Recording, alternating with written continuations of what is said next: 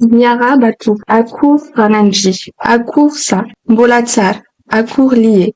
Miovaova antsika androany, azadina nefa ny manao j'aime sy miabone ny chaîne-natsika, misaotra tompo. Miaravantsika jiaby indray ny tena ny momba ny mpanohatry eto Madagasikara indray no resahantsika so adiadiana kely androany. Araky ny lohateny dia milaza hoe diso tetika ve ny mpanohatry eto Madagasikara. Nahoana tokoa moa no ilazana izany? Atoko tena loatra mantsy ry zareo ireto fa ho azo ny fandresena amin'ny hazakazaka hibatany amboara amin'izay ho ben'ny tanàna eto Antananarivo renivohitra. Nanana tombony be tokoa mantsy ry zareo mpanohatra tamin'ireny fifidianana solombavambahoaka farany teo ireny ary hanararaotra izany fombiazana izany ka hotohizana amin'ny famonoana kandidata maro alatsaka ho vidiana ho ben'ny tanàna manerana ny nosy indrindra ny eto an-drenivohitra. Tapaka tamin'izany ary fa Andriamatora Ravalomanana maro ka no atao kandidata hilatsaka ho ben'ny tanàna eto Antananarivo atolotry ny fivonana firaisakiny. Iza tokoa moa tsy nahalala fifanitana izany andraikitra izany mialohan'ny nahalany azy ho filoham-pirenena Andriamatora Ravalomanana maro. Raha ivona kely dia izy no ben'ny tanàna teto Antananarivo ny taona 1977 ka hatramin'ny taona 2021. Ny Amiral Didier Ratsiraka kosa no filoham-pirenena tamin'izany rehefa tsy nanaiky ny voka-pifidianana ny fanandrinany tamin'ny amiraly ka naharesy azy ito farany, izany hoe Andriamatora Marc Ravalomanana. Rehefa resy izy tamin'ny hazakazaka hipetsahana eny amin'ny lapan'ny Avoloha dia nitarika ny voaka hidina an-dalambe. Mbola ben'ny tanàna moa ny tenany tamin'izany. Naomby tokoa izany tetika izany ka niafara tamin'ny fialan'ny amiraly mihitsy. Ka moa ve izay indray no tian'ny mpanohitra velona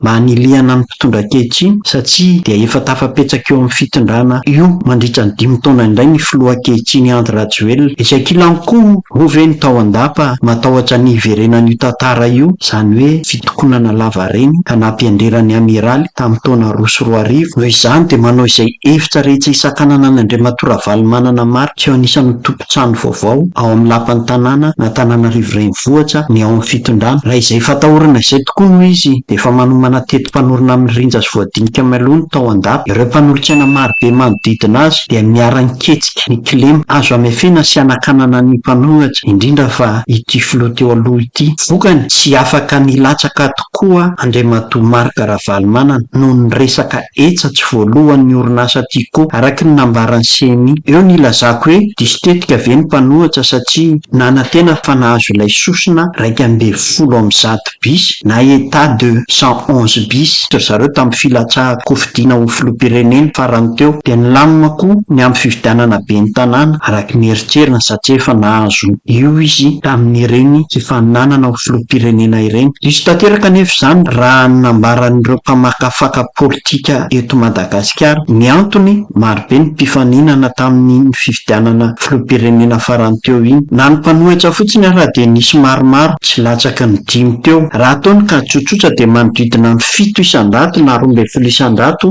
Be indrindra no azon'izy ireo satria dia mizarazara ny vato vokatry izany kandidata maro be izany. Ny haniry mara sy ny mpanohana azy kosa dia ny ray iny ary natoky ny tanjany ka tsy nampaninina azy mihitsy na nilatsaka aza ny filoha teo aloha Marc Ravalomanana. Fa ity fifidianana ben'ny tanàna ity kosa nitambatra ny fivonana firaisakiny ary atokisan'ny zareo ny heriny eto Antananarivo. Tsapany tao andapa tsara izany ka niazo no nataony tonga aloha. Efa noalalin'ny tsara ny tetim-panorona ampiasaina. Hainy tsara fa io resaka etsatsy voaefa io no kilema mahafototra azo andrarana ity kandidata ity, izany hoe talon d'Achille hoy ny fiteny frantsay. Ka dia io no nampiasainy. Tsy tahotra-tsain'ny mpanohatra kosa io satria sodokan'ilay nahazo alalana nirotsaka ho fidiana ho filoham-pirenena ry zareo dia natory teo niesona mihitsy ary izao amin'izay rehefa voasakana ny kandidata Ravalomanana Marc vao mikoropaka ny mpanohitra na ny ho asolo azy aza mbola hanahirana satria tsy maintsy mbola iaraha-manapaka amin'ny mpikambana rehetra ao anatin'ity vovonana ity hoe iza no asolo an'Andriamatora Ravalomanana Marc. Tsy ny atoko tia merera akory no ny iketsika izany fa ireo mpikambana ao amin'ity vovonana firaisakina ity. Fa hoy aho hoe eto am-pamaranana diso tetika tsy hanam-piandohana ve ny mpanohitra. Misaotra anareo nanaraka fanadihadiana politika tsotsotra ity androany indray. Misaotra tompoko.